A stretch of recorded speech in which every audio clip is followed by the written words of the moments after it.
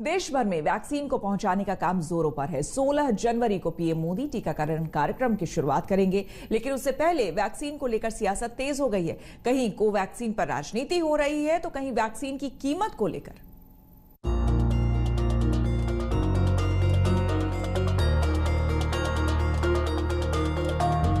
दवा आ गई है, लिहाजा महामारी की विदाई अब तय है। 2 कंपनियों के वैक्सीन को देश भर के शहरों में पहुंचाया जा रहा है। बस 2 दिन का इंतजार और फिर टीकाकरण के हथियार के वार से उस वायरस को चीन लौटना पड़ सकता है, जिसने वुहान से निकलकर पूरी दुनिया में तबाही मचा दी। प्रधानमंत्री मोदी 16 जनवरी को टीकाकरण की शुरुआत करने वाले हैं, लेकिन इस बीच वैक्सीन को भी सियासी सवाल झेलने पड़ रहे हैं। कांग्रेस के नेता मनीष तिवारी ने ट्वीट किया, सरकार में कोवैक्सीन के सारे पैरोकारों को सबसे पहले इस वैक्सीन से खुद को सुरक्षित करके उदाहरण पेश करना चाहिए। दरअसल भारत बायोटेक के कोवैक्सीन पर कांग्रेस लगातार सवाल उठा रही है। अब जब इस वैक्सीन को पूरे देश में पहुंचाया जा रहा है तो कांग्रेस ने हमला तेज कर दिया है। मनीष तिवारी ने लिखा, जब तक कोवैक्सीन का फेज 3 ट्रायल खत्म नहीं होता तब तक सरकार को इसे देश भर में नहीं पहुंचाना चाहिए था। सरकार को लोगों का विश्वास बढ़ाने वाला काम करना चाहिए।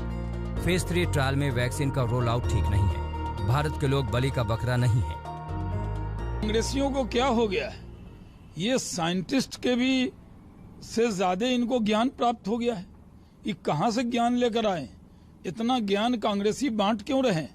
क्या देश के जो साइंटिस्ट हैं, वैज्ञानिक हैं, उनसे ज्यादा दिमाग कांग्रेसियों के पास हो गया है? ये वैक्सीन पर इतना सवाल उठा रहे हैं। ये हर चीज देश को गर्व होगा, उसको कांग्रेस उस पर सवाल जरूर उठाती है। कोवैक्सीन पर सवाल और कांग्रेस के हमले के बीच आम आदमी पार्टी ने वैक्सीन को सियासी शीशी में कैद कर लिया है। दिल्ली के सीएम ने ऐलान कर दिया है कि अगर केंद्र सरकार फ्री में टीका नहीं लगवाती तो दिल्ली सरकार फ्री में टीका लगवाएगी। और बहुत सारे लोग हैं जो हो सकता है इसको अफोर्ड ना कर पाएं, तो मेरी अपील थी केंद्र सरकार से कि पूरे देश में सभी लोगों को ये वैक्सीन मुफ्त उपलब्ध कराई जाए।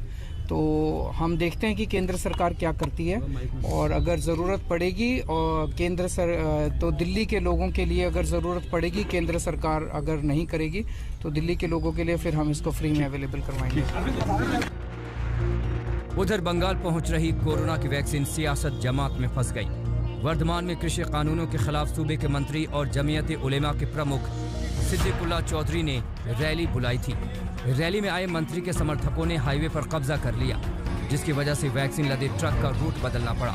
हालांकि मंत्री को जब पता चला कि वैक्सीन का ट्रक फंसा है तो उन्होंने खुद समर्थकों को हटाने की कोशिश की, लेकिन किसी ने उनकी एक नहीं सुनी और वैक्सीन वाले ट्रक को बांकुरा जाने के लिए करीब 12 किलोमीटर लंबा रास्ता तय करना पड़ा।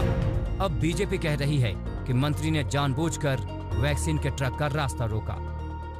इतने बड़े महामारी जहां लाखों लोग की मृत्यु हुई, पूरे विश्वव्यापी महामारी, उसमें अब जाके टीका आया है। और जिस गति से हमारे प्रधानमंत्री जी ने ये टीका हर राज्य में मुहैया करवाया, जो कि कलकत्ता तक पहुंच गया और रातों रात जिला जिला में जाने का सब हो गया, बहुत दुखद है और दुर्भाग्यपूर्ण है कि राज्य सरकार के एक मंत्री ने उस वैक्सीन के गाड़ी को रोका और क्या देखा गया, वो वहां लाठी भांज रहे थे। मंत्री हैं या क्या हैं? पहले कोरोना को लेकर खूब सियासत हुई और अब वैक्सीन पर राजनीति हो रही है। उम्मीद थी कि महामारी से सबको कुछ न कुछ सबक मिलेगा, सत्ता पक्ष को भी और विपक्ष को भी, लेकिन लगता है कि हिंदुस्तानी सियासत के आगे कोरोना जैसे वायरस की सबक देने वाली क्षमता क्षीण हो गई। वर्धमान से सुजाता मेहरा के साथ आज तक। नमस्कार, मैं हूं अंजना ओम कश्यप। हमें उम्मीद है ये वीडियो आपको पसंद आया होगा। लेटेस्ट खबरों के लिए यूं ही देखते रहिए आज तक, और इस वीडियो के पसंद आने पर लाइक, शेयर एंड सब्सक्राइब करना ना भूलें।